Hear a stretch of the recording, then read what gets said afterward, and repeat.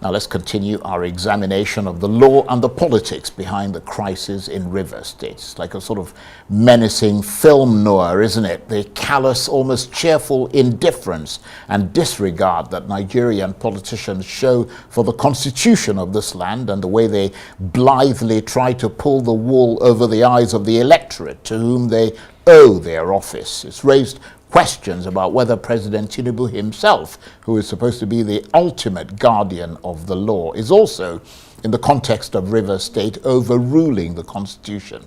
And not only that, the president appears to be overreaching by brazenly interfering in the internal affairs of another party, in this case, the main opposition PDP, the party to which both Minister Wike and Governor Fubara belong. Well, the PDP isn't having it. As you heard earlier on the program, the party is talking tough as nails against Minister Wike, his loyalists, and President Tinubu. How on earth, asked the PDP party chieftain Dele Momodu, can the president be allowed to intervene in the internal affairs of this country's main opposition party? What manner of democracy are they practicing in Nigeria? Well, for more on this, I'm joined now in the studio by the lawyer, political commentator, and APC member Rilwan Obanachi, and by the journalist, political affairs commentator, and Arise News analyst, Dr. Constance Ikokwu. Thank you very much indeed to both of you. Let me start with you, Mr. Obanachi. From the point of view of your membership of the APC, what do you make of the crisis in Rivers State and the rather sort of grubby fallout from that dispute? I mean, I know you're not a spokesperson for the APC, but you are an APC member. Let's be clear on that. Yeah, though I'm here to discuss the law and the political angle to the crisis in Rivers State. It is normal as far as Nigeria is concerned. And it is expected. Why am I saying so? Because if we leverage on our experience with regards to imposition of leaders, governors, you will envisage that this problem will happen, as it has happened. You go to Kano State when Ganduje succeeded Kwankwaso. You go to Edo State where the president governor Obaseki succeeded Oshomole. And now it's happening in Rivers State. One, I don't pity, the political godson who is facing this kind of situation because of the way and manner, he or she emerged as a governor or as a leader. You know quite well that, you are not the best. You may not, be the best intellectually, financially, even in terms of goodwill. But the governor, bulldozed his way to impose you, and this is happening. So that is why we're also not joining condemning a political godfather because of what they passed through to impose their people. And for instance, let me take you to what is going on in Kogi State, if you permit me. Tomorrow I'll be very sensitive to join those that will condemn Governor Yabelo. If he's fighting with... even though he's a member of your party? Yes. Even I will not join people in condemning him if he's fighting the governor-elect because of the way and manner he brought him, right. What he sacrificed to bring the man to bear, the fact that the people were robbed, mandate stolen and given to him, INEC office attacked and burned down because of him. INEC court officials were robbed, the tribunal officials were robbed with their petitions stolen because of him. So then by tomorrow you now have the nerve to fight this man that committed all these illegalities, atrocities because of you. That is why I will not envy, I will not support any godson that is behaving the way. Right, but let's also be clear for the benefit of our audience that although you're an APC member, you're a lawyer who represents the SDP candidate in Kogi State. Yes. So let's be clear as to why you're taking the side that you're taking. I mean, I'm just giving you as an example. I'm not questioning whether you're. I mean, there's truth in what you're saying or not. I'm just making it clear so the audience know. The background that I'm coming from. So now you look at what he passed through to install this man. Right. Look at what Wike passed through to install this governor. Look at what Oshomole passed through to impose Obaseki. And that is why I will not join in criticizing or condemning political godson. I don't support that. I encourage political leaders, political godfathers, to allow free and fair process for our leaders to emerge. Yeah, that's fair enough. Yes, that is my own position. So let me come to you, Dr. Constance Ikokwu, from the point of view of our down-the-middle analyst. How do you see this crisis in Rivers State and the subsequent peace accord that's been signed? Well, to many observers, I think that what is going on in Rivers State is wild and scandalous. And I think that it demonstrates how far politicians will go and what they are willing to do in order to capture state power. What is going on, I think it's tragic, and a lot of people think it's tragic. It's almost like a godlike, tyrannical deportment where you march out orders and expect no one to push back from what you're saying. And when you look at President Bola Tinubu and Minister Nyesom Wike, what they are asking Governor Fubara to do, I do not think that any of them would do that if they were in his shoes. And I think that is why there is a groundswell of condemnation from the people of Rivers State, because they think that the rug has been put from under the executive governor before their eyes. There is the feeling that Governor Fubara went to Abuja and exercised poor judgment in signing the accord that was brokered by President Tinubu and gave away everything. He seemed to be, or to have been, in a strong position until now. And so that is why they're also saying that maybe the president, yes, some asked him to intervene. Maybe now he needs to backpedal, because there are several angles to this issue. So there is the angle of the federal might and the state. So Wike seems to be wanting to use the federal might to intimidate the governor at the state level. He is an ally of the president, and that's what is playing out. And then you also have interest. Wike has interest. He wants to be president. He wants to be vice president, whichever falls on his lap. And then you also have the president who has interest. He's an APC member. He had the support of Wike to win Rivers State in the last presidential elections, although there were allegations of manipulation. Whatever it was, the state was handed to APC. And so he will be delighted if, after all this crisis, the state falls to APC. And then now you begin to ask, where is PDP in all of this? Because it seems like all these machinations seems to be geared towards that particular objective. Very interesting. And Mr. Okmanachi, from a legal point of view, it seems clear as polished glass that there was a good measure of unconstitutionality in that agreement. Or do you see it differently? There's nothing unconstitutional about the agreement. There's no. The president is the president of the Federal Republic of Nigeria. Rivers State is a state under the Federal Republic of Nigeria. And the president has that responsibility to ensure that there is peace and orderliness in any part of the nation. And this matter is not an intra-party issue, as far as I'm concerned. It has to do with governance of a state. You've seen the document, haven't you? I've seen the document. Yeah, I mean, the bits where, for example, the lawmakers who had already voluntarily submitted their resignations. Not lawmakers, the commissioners. No. The 25 people, members of the State House of Assembly, who said that they were resigning from PDP. Yeah, resigning from PDP, which automatically, constitutionally, means that they've lost their seats. And their seats were declared vacant by the court-appointed Speaker of the House, which means that he had the authority to do that.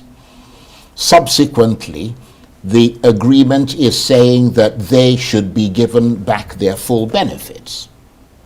You see, it is not automatic, as you have said. The Constitution is very clear. And let me speak, sure, as a lawyer. Yeah, of course. The Constitution is very clear.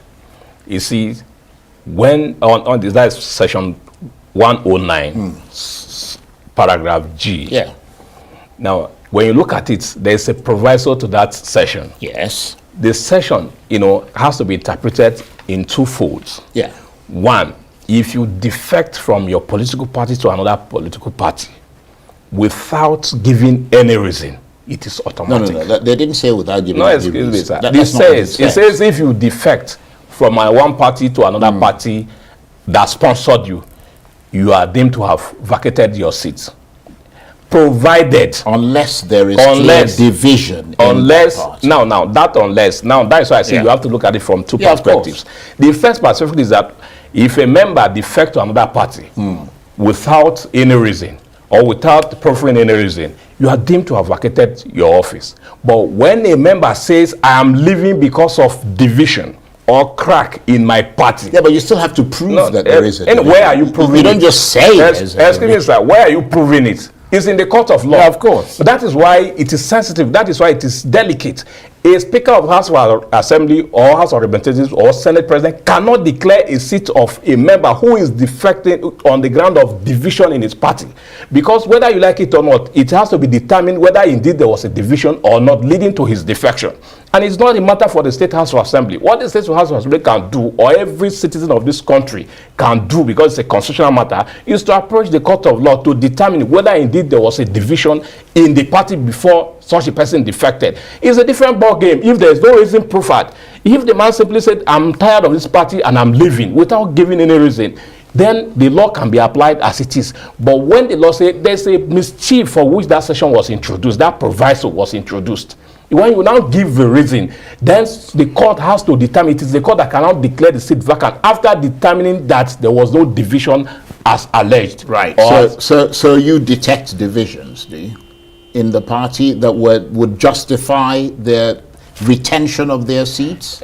If you ask for my personal opinion as a person, whether as it is there is a division in PDP or not leading to their defection, I will tell you honestly that there's no division in the PDP. The division as envisaged by the Constitution and as interpreted by the Supreme Court means a division that is strengthening the very existence all the way from the top to the bottom. Yeah. So there is no division. But once a member has given a reason of division in his party, such a member they have the rights to take it to court and have a court determine the veracity of that member of the House, including the PDP as a political party, has a right to approach the court of law. I think you've made the point, and some would agree with the point that you're making. Let me come to you. I apologize that we've taken, but I needed to be clear on what we're saying because it's supposed to be a balanced interview. What do you reckon?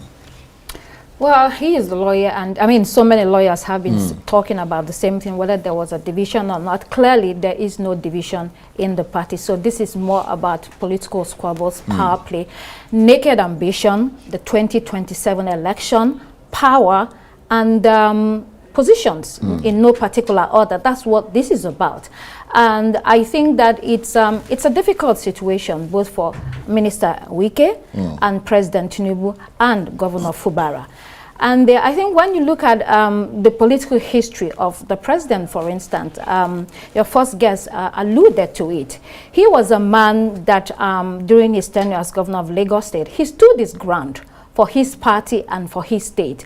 And so anybody that looks at Governor Fubara will say, you have to swim or sink. Then you have to get the backbone to fight this political battle of your life. I mean, and then you also look at other states where it happened. I remember when I was a reporter, in Enugu State, for instance, there was that big battle between Governor Chimaroke Namani and Chief Jim Nwobodo, who was his political godfather. And so he fought that battle, and Jim Nwobodo disappeared or vanished from the political space of that state. What this tells us is that as an executive governor, you have what it is or what you need to fight this kind of crisis.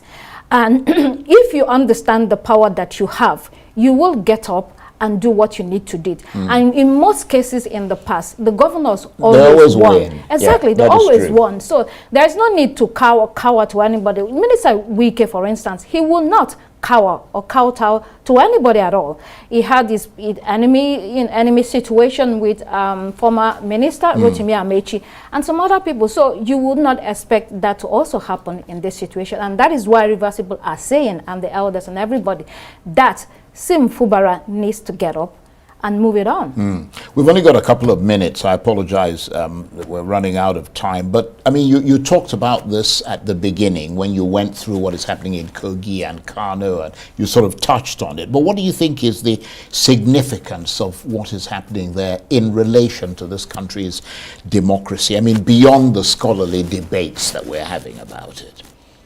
It is unfortunate that we are still experiencing this. By now, we expected our democracy to have outgrown this, but rather than growing, we are retrogressing. I want to align with what your previous speaker said. We are not making progress as far as democracy is concerned. The leaders are not doing what they ought to do. They are not encouraging democracy. And like I said, we should encourage people to be ingrates. You see, we should not be, condemning. I don't support Wike for any reason. I'm not his fan. But why, in as much as we condemn Wike, we must also condemn the governor. The way he knew how he came into that office. It wasn't the best way. And that is why he's smart for signing that agreement. As far as I'm concerned, this is just the first phase of the battle. The battle has not been settled. It's just on the surface. It will come back. He knew how he got to that office. Well, maybe you should apply to be one of the representatives in the case. That will make our interviews with you much more exciting. He knew how he got to that office. I knew when you say this, we have a different regime, we have a different president. He appreciates the fact that this president is not just a president, he's a politician to the core. And he knows how to play the game. Right. And that's why the governor is smart by signing that peace deal, by respecting the president. Well, it would have been a total disrespect to the president to call you and advise you, let's settle this matter at the table. And you said, no, I won't settle. The consequences will be more. But for me, having he should leverage on his knowledge or experience of the way and manner he came that office. He cannot just wake up today and say you want to man up to where. Okay, and that's we've got about a minute. Transparent process of people emerging as governor of states or any position you want to become. We've got about a minute. A final word from you. I think this is where we have to talk about the responsibility of the party. Do you have a party where the members are bigger than them? Bigger than the party? Do you have a party where members are loose cannons, where whether they are elected or appointed officials, the party cannot call them to order?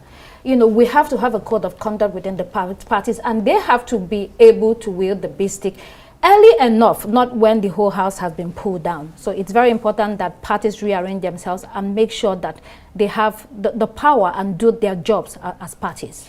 And on Mr. Charles, please let me add to what you said. Literally 10 seconds. Yes. You see, I support what she said. And the best way to do it is that the party must be bold enough to reject members who illegally defect to their party. That is where to show leadership. Good points from both of you. That's where to show leadership. I want to thank you guys very much indeed. Rwanda Banerjee is a lawyer, political commentator, and APC member. And of course, Dr. Constance Ikokwu is a journalist, political affairs commentator, and Arise News analyst. Thank you very much indeed. That's it for this edition of Arise Prime Time. Join us again tomorrow. From me and the entire team here in Abuja and Lagos, bye-bye and thank you for watching.